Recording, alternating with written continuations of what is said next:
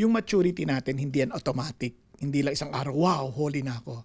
Kaya nga, nakalagay doon, arm yourself, di ba, sa dating pinag-aaralan. Ibig sabihin, intentional kang hiyahanda mo yung sarili mo against temptations. And ang ganda nito, hindi naman ito yung parang ikaw ang lalaban, kasama mo si God eh. Kasi yung salita niya is the sword of the Spirit.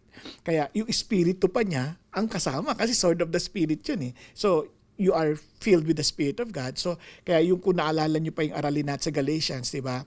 Walk by the Spirit and you will not fulfill the desire of the flesh. So, importante yun na you walk with the Spirit, and ibig sabihin din nun is you, soak yourself sa salita ng Diyos. Kaya napaka-importante nun. E ngayon, paano yung disiplina? Talagang mamimili ka every day of your life kung ano yung uunahin mo. Kasi it takes a habit na ma-form din yung habit. Di ba? Para exercise din yan eh. Wala namang nananalo na hindi sinasanay. Ngayon, may mga bagay na madidiscovery mo na hindi maayos, yun. Di tagalin mo. Yun yung sinasabi naman. Whatever causes you to sin, cut it off. Di ba? So, alisin mo. Wag mong dahan-dahanin kasi pag kunyari kung ito ang nagko-cause ng kung literal lang, mahirap ang palagari, masakit.